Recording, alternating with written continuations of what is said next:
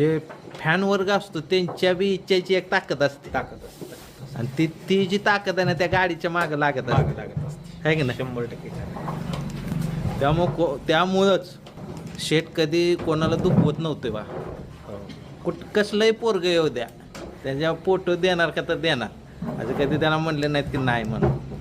शेत काय ते विषयच वेगळा होता म्हणजे बोलेल तेवढं कमी हा. आहे त्या आप्पांच्यासाठी.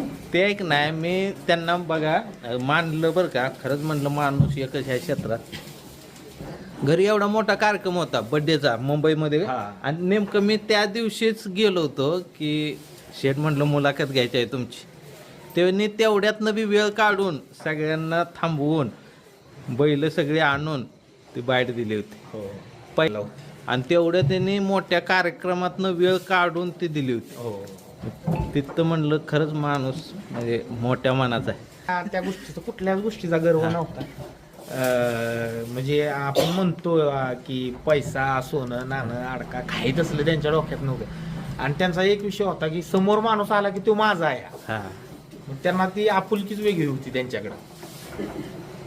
आपुलकी होती.